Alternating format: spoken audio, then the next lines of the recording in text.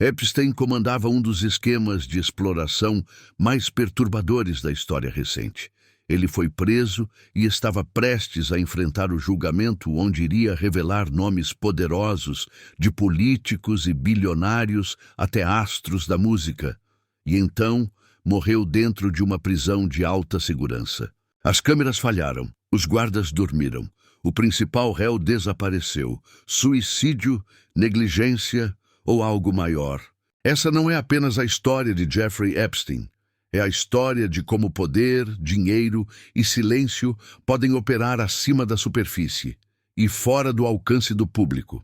E quando essa história terminar, a pergunta que vai ficar não é quem ele era, é quem estava ao redor dele e por que quase nada realmente mudou. O homem que não deveria ter chegado tão longe.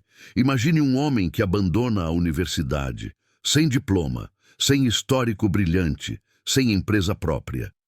E ainda assim, em poucos anos, está cercado por presidentes, príncipes e bilionários. Esse homem era Jeffrey Epstein. Mas aqui está o detalhe que torna tudo estranho. Ninguém consegue explicar exatamente de onde veio sua fortuna. Ele não criou tecnologia, não herdou um império conhecido, não fundou uma multinacional. Mesmo assim, vivia em uma mansão de mais de 70 milhões de dólares em Manhattan. Tinha uma ilha particular no Caribe. Viajava com políticos e celebridades no mesmo avião privado.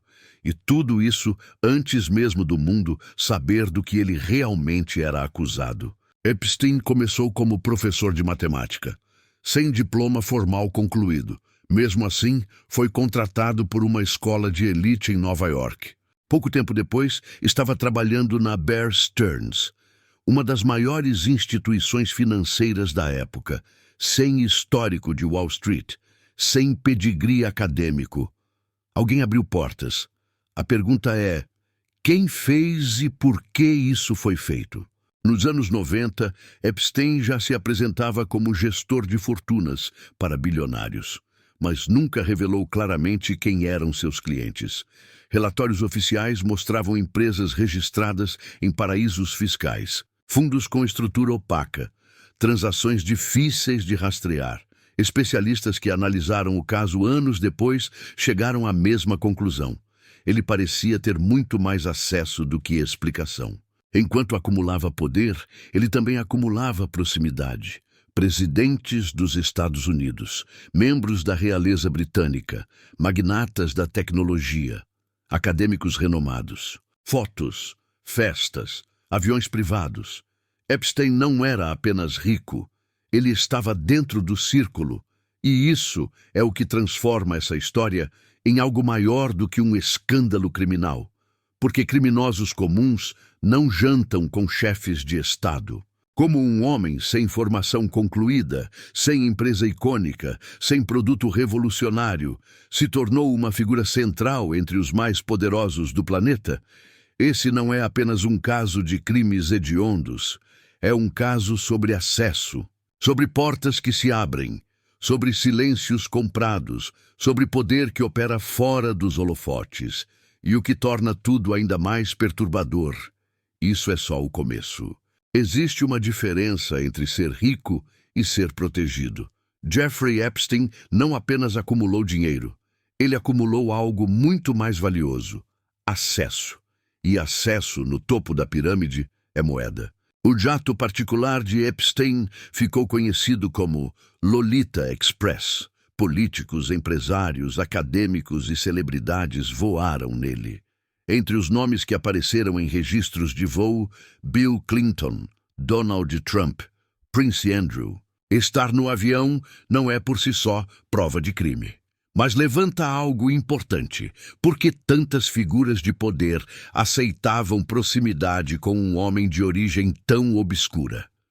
Epstein não era celebridade. Não era chefe de Estado. Não era magnata da tecnologia. Mesmo assim, estava lá. Se Epstein era o financiador da operação, Ghislaine Maxwell era a arquiteta social. Filha do magnata da mídia Robert Maxwell, com conexões internacionais profundas, ela circulava com naturalidade entre a elite. Ela apresentava jovens garotas como se fossem parte de um ambiente sofisticado. Era charme, era influência, era manipulação social em nível avançado.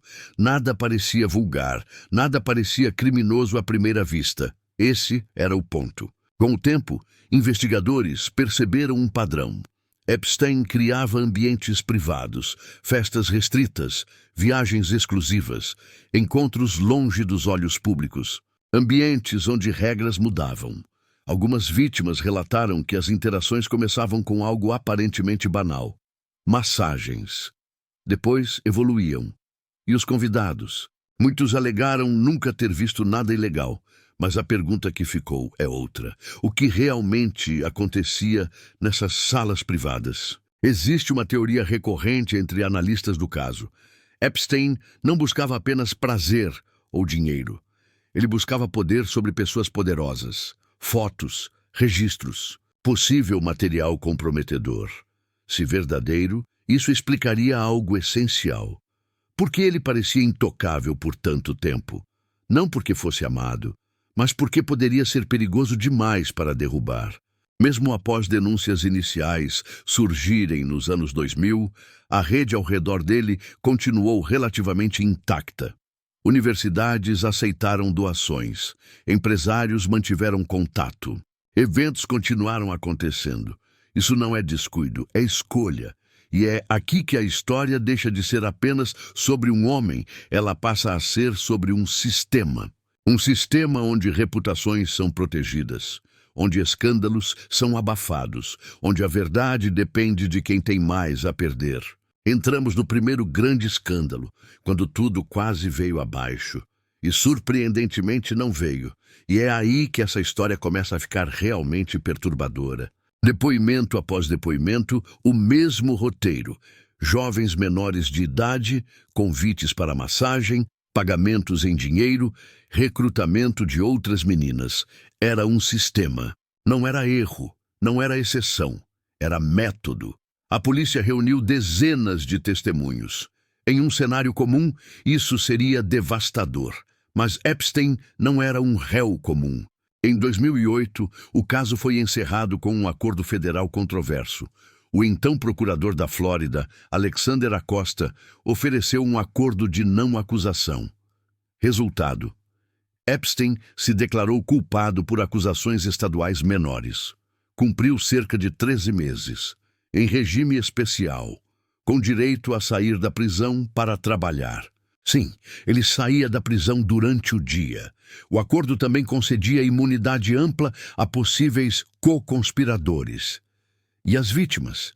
Muitas sequer foram informadas do acordo antes de ele ser fechado. Isso violou direitos previstos na lei federal, mas o dano já estava feito.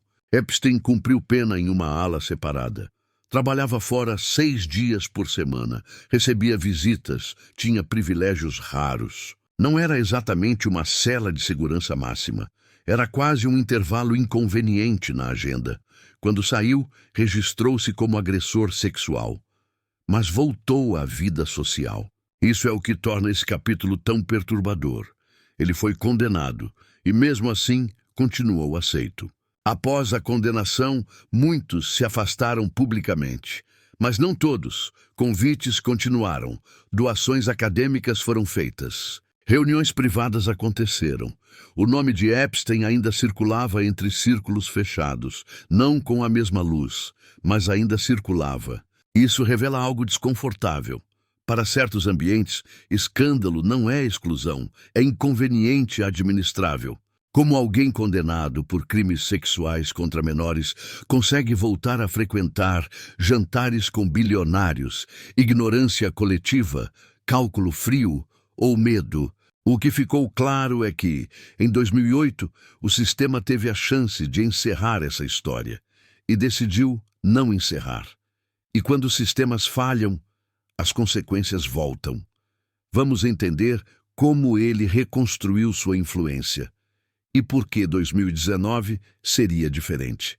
Quando Jeffrey Epstein saiu da prisão em 2009, muitos acreditaram que sua relevância social tinha acabado.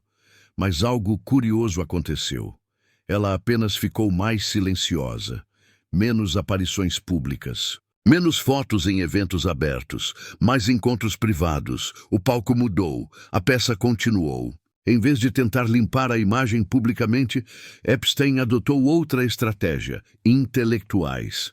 Ele começou a se aproximar de cientistas, físicos, pesquisadores de ponta, financiava estudos, frequentava laboratórios, participava de reuniões acadêmicas. Universidades de elite aceitaram doações mesmo após sua condenação. Algumas alegaram desconhecer detalhes, outras simplesmente ignoraram. Dinheiro costuma ser persuasivo. Epstein não precisava mais de exposição social ampla. Ele precisava de validação indireta. Quando você aparece ao lado de ganhadores do Nobel, quando financia pesquisas de ponta, quando entra em instituições respeitadas, sua imagem muda de predador condenado para financiador excêntrico. E isso cria ambiguidade. Ambiguidade protege. Ghislaine Maxwell permaneceu próxima. Menos visível, mas ativa, ela entendia a dinâmica social da elite. Sabia como transformar proximidade em confiança. Sabia como fazer tudo parecer normal. Porque o segredo de qualquer sistema ilícito sofisticado é simples: nada pode parecer ilícito no início. Enquanto ele circulava nos bastidores, jornalistas investigativos começaram a revisar o acordo de 2008. Perguntas surgiam. Por que o acordo foi tão favorável? Quem pressionou por ele? Que interesses estavam em jogo? Reportagens começaram a expor inconsistências. O nome Epstein voltou ao noticiário. Não com fofoca, mas com documentos. E quando documentos entram em cena, o jogo muda. Há relatos de que, mesmo sob investigação crescente, Epstein mantinha uma postura confiante, como alguém que acreditava estar protegido, como alguém que sabia que havia linhas que não seriam cruzadas. Mas 2019 seria diferente. Porque dessa vez, o caso não estava restrito à Flórida. Estava nas mãos do Ministério Público Federal de Nova York. E quando o cerco fechou, ele não teria o mesmo acordo. O próximo capítulo é o ponto de ruptura, a prisão que colocou o mundo inteiro em expectativa e que terminaria de uma forma que ninguém conseguiu aceitar completamente. Julho de 2019.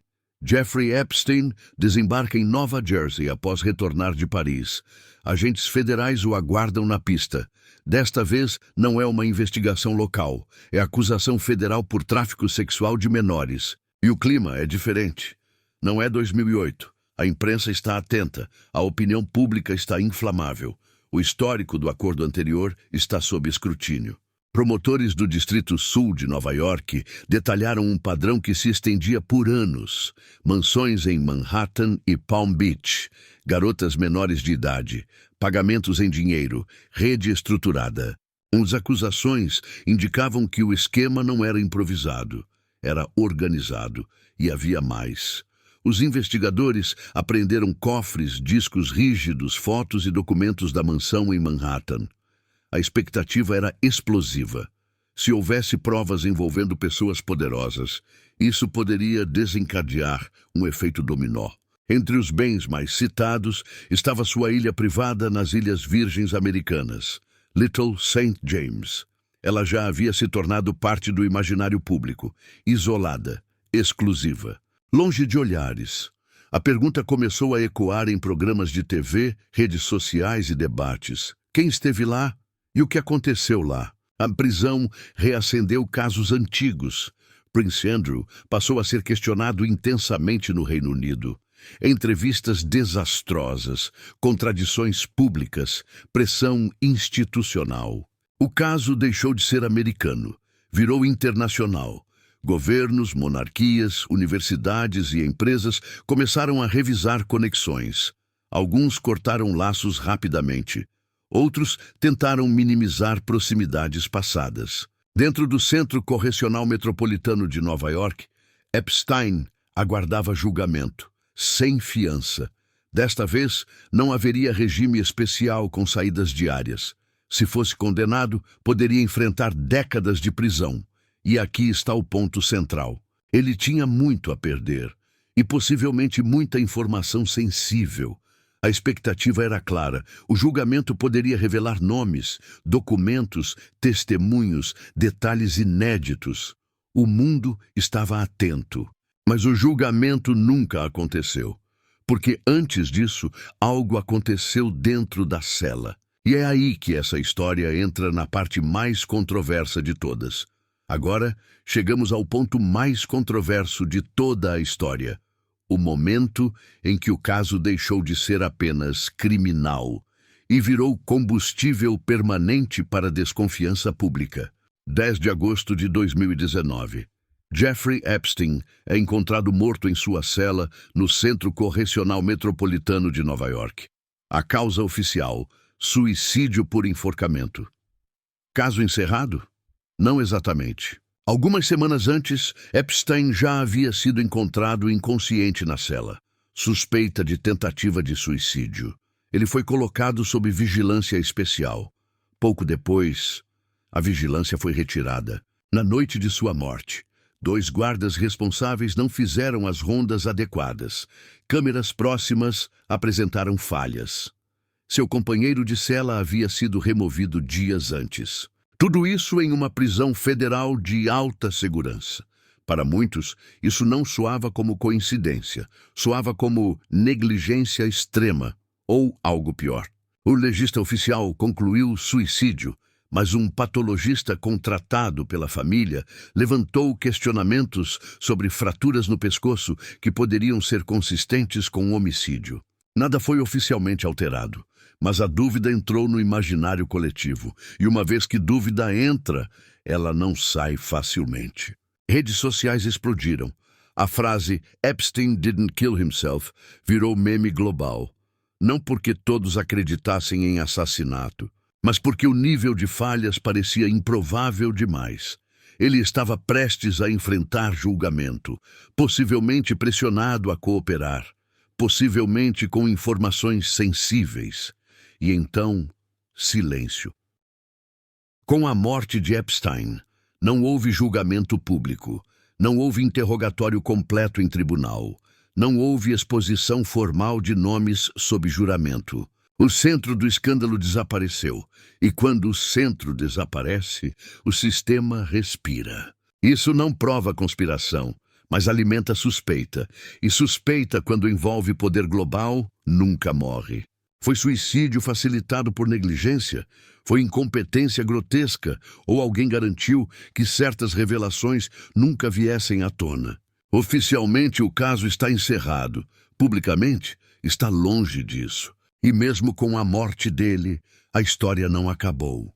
Porque havia outra pessoa viva, e ela seria julgada. Agora a história muda de eixo. O homem morreu, mas o sistema continuava sob pressão. Depois da morte de Jeffrey Epstein, muitos acreditaram que tudo terminaria ali, sem julgamento, sem delações, sem nomes oficialmente expostos. Mas havia alguém que não tinha desaparecido: Ghislaine Maxwell. Julho de 2020. Maxwell é presa em New Hampshire. Durante meses manteve perfil discreto, sem entrevistas, sem declarações públicas. Mas as acusações eram claras: conspiração para aliciar e abusar de menores, participação ativa no esquema, recrutamento de vítimas. Ela não era coadjuvante, era peça estrutural. O processo começou em 2021. Testemunhas relataram como eram recrutadas, como eram treinadas para normalizar os abusos, como Maxwell participava diretamente das abordagens. O padrão descrito era metódico, ambiente luxuoso, confiança construída, limites ultrapassados gradualmente. Nada parecia abrupto, tudo era calculado. E aqui está o detalhe mais intrigante.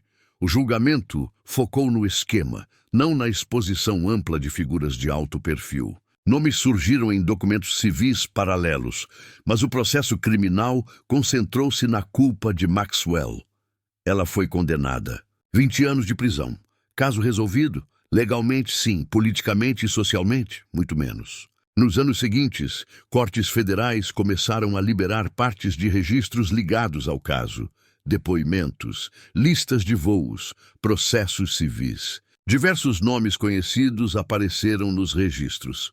É importante entender, estar citado em documentos não significa culpa automática, mas a exposição pública gerou desconforto real.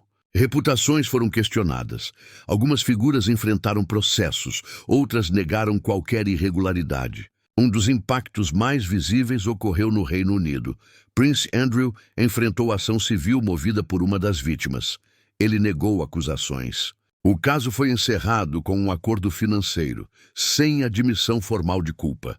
Mas o dano institucional foi profundo. Ele perdeu títulos militares honorários e funções públicas. Com Epstein morto e Maxwell presa, o sistema judicial produziu respostas parciais. Houve condenação, houve sentença, houve acordos. Mas a sensação pública persistiu. A estrutura maior nunca foi totalmente exposta. Se existiam cúmplices de alto nível, eles não foram julgados nesse processo. E é aqui que entramos na parte final dessa história. Porque o caso Epstein não é apenas sobre crime, é sobre o limite da justiça quando ela se aproxima do topo da pirâmide. Quando Jeffrey Epstein morreu, muita gente focou na pergunta errada: foi suicídio ou não? A pergunta mais relevante é outra. Como ele conseguiu operar por décadas? Porque nenhum predador atua sozinho por tanto tempo em círculos de poder sem que alguém veja, suspeite ou escolha ignorar. Epstein fez algo que muitos subestimam. Ele não comprou silêncio apenas com dinheiro. Ele comprou relevância. Doações para universidades, conexões com cientistas, proximidade com políticos, eventos privados com bilionários. Quando você está cercado de gente poderosa, o custo de investigar você aumenta. E o custo político, às vezes, supera a vontade de agir. O acordo de 2008 mostrou uma coisa clara. Quando o réu tem influência suficiente, a negociação muda. Isso não significa que todos são corruptos, mas significa que sistemas jurídicos também operam sob pressões políticas. E quando o acusado pode gerar danos institucionais amplos, as decisões ficam mais complexas ou mais convenientes. Existe um fenômeno psicológico importante aqui. A elite tende a proteger a própria imagem coletiva.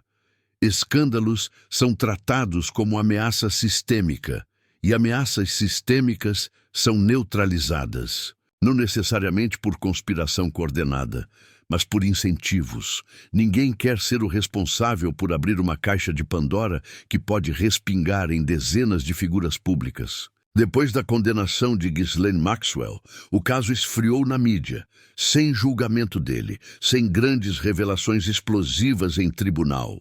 Documentos surgiram, mas nenhum efeito dominó global aconteceu.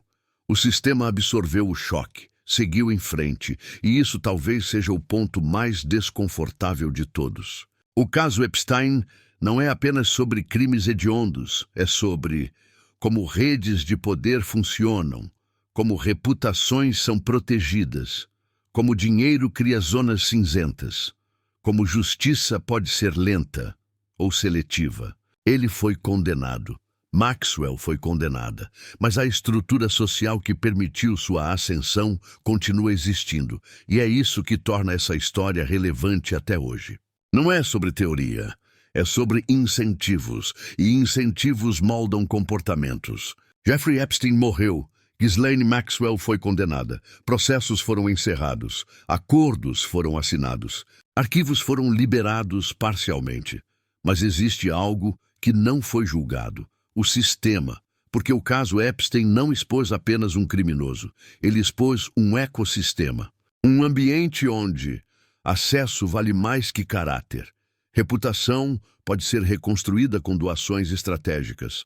Escândalos são administrados, não enfrentados. A pergunta nunca foi apenas o que ele fez. A pergunta real sempre foi: quantas pessoas sabiam e escolheram não ver? Epstein operou por décadas, não por ser um gênio invisível, mas porque estava cercado por pessoas que tinham mais a perder com a verdade do que com o silêncio. E isso é desconfortável, porque significa que o problema não era um homem, era a estrutura que o tolerou. A história termina sem catarse, sem julgamento público completo, sem interrogatório televisionado revelando nomes sob juramento, sem efeito dominó. E talvez seja isso que mais incomoda. Não o crime, mas a ausência de colapso institucional. O caso Epstein não é lembrado apenas pelo que aconteceu. Ele é lembrado pelo que não aconteceu. E no topo da pirâmide, às vezes o silêncio é a sentença mais eficiente de todas.